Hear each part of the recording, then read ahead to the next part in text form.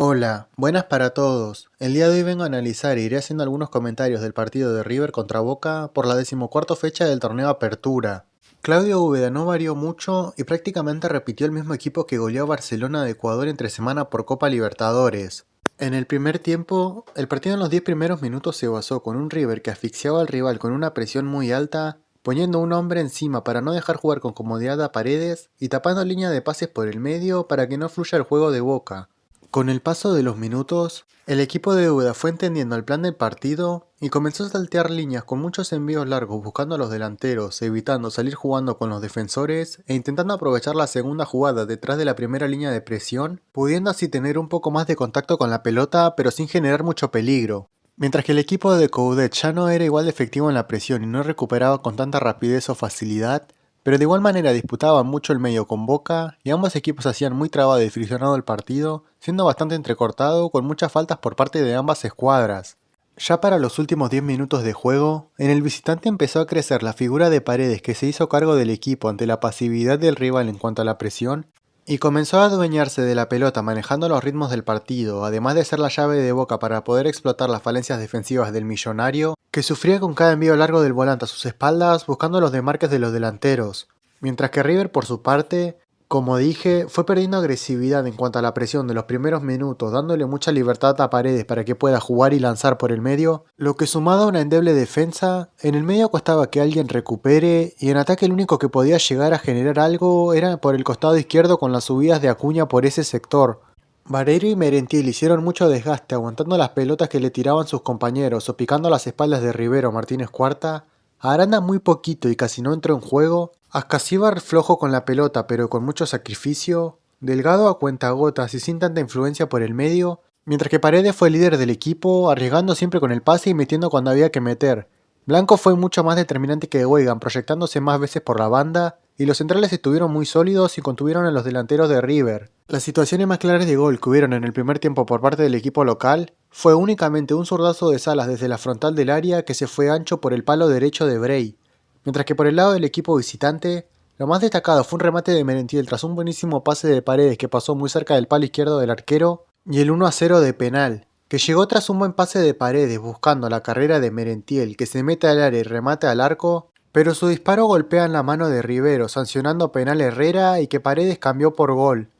Para el complemento, el Chacho Coudet metió mano en su equipo y mandó de entrada a Galopo en lugar de Juan Cruz Mesa. Con el cambio en cancha, el partido en gran parte de la primera media hora se desarrolló con un River mucho más dominante y más volcado en ataque, buscando conseguir el empate rápidamente, pero seguían careciendo de ideas claras para romper el bloque bajo de Boca y seguían insistiendo con abrir la cancha por los costados y mandar centro al área buscando conectar con Salas. Mientras que el equipo de Úbeda, como dije, salió al segundo tiempo mucho más cauteloso y se plantó en su propio campo aguantando las embestidas de River, intentando aprovechar alguna contra o lo desarmado que quedaba el rival en el fondo, aunque fue perdiendo la lucidez de Paredes como lanzador. Pasados los 70 minutos y con la salida del volante ex Roma, Boca sintió la ausencia de su presencia en el medio y se quedó sin un jugador que era capaz de poder activar a los delanteros con un pase al espacio. Y se fue ligeramente aplanando cada vez más el equipo, teniendo que recorrer cada vez más distancia para llegar al arco de Beltrán y dejando como única carta ofensiva la velocidad y frescura de Ceballos que ingresó por esos minutos.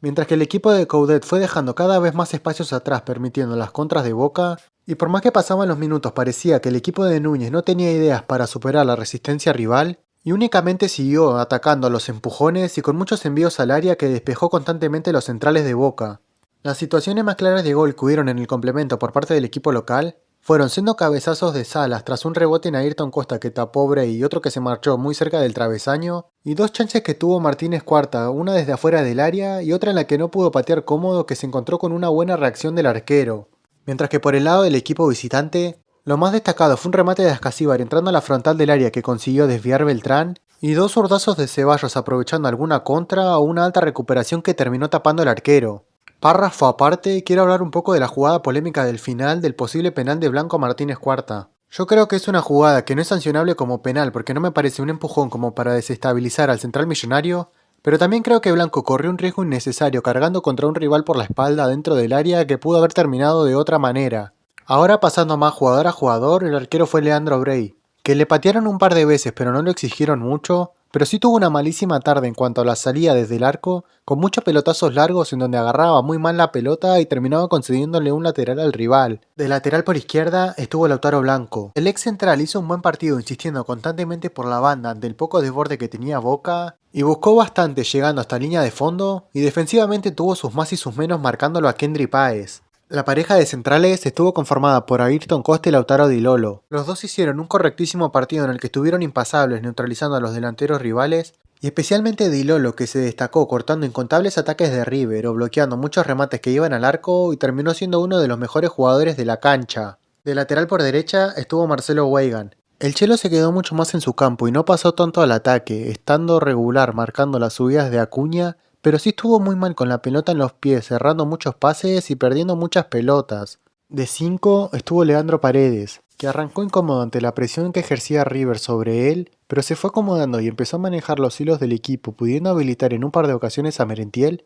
pero para el segundo tiempo sintió algunas molestias que hicieron que vaya mermando su rendimiento hasta que terminó saliendo reemplazado a los 70 minutos. A la izquierda del 5 estuvo Milton Delgado, que pasó un partido en el que no fue tan influyente en el juego del equipo ante los constantes envíos largos buscando a los delanteros o en el complemento cuando River pasó a dominar un poco más, teniendo algunas esporádicas apariciones haciendo un interesante despliegue o jugando cerca de Paredes a lo largo del partido, pero fue muy opaco su rendimiento a lo largo de toda la tarde. De volante por derecha estuvo Santiago Escacíbar. El ex pincha, que está cada vez más asentado, leyó muy bien los espacios para picar a las espaldas de la defensa rivales o siempre acompañando las jugadas de ataque, sumada al gran despliegue que realiza mayoritariamente por derecha, aunque con algunas carencias con la pelota en los pies. De volante por izquierda estuvo Tomás Aranda. El juvenil tuvo un partido deslucido en el que recibía muy lejos del arco rival o con muchos rivales encima no pudiendo desequilibrar, y con el paso de los minutos siguió costándole el poder hacer pie en el partido y terminó saliendo reemplazado por Ander Herrera. De doble 9 estuvieron Adam Vareiro y Miguel Merentiel.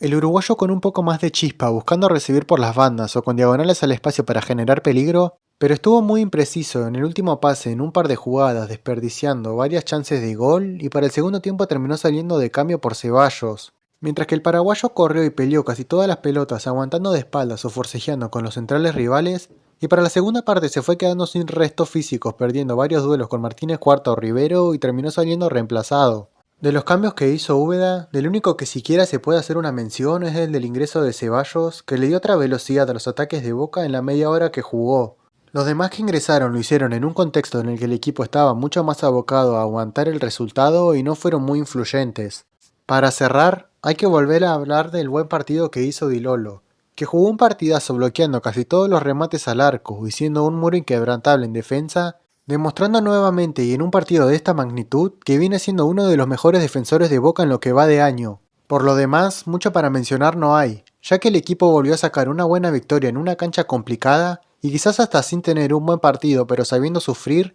y con un entrenador que cada vez va ganando más espalda y confianza encontrando un equipo confiable y que dé resultados.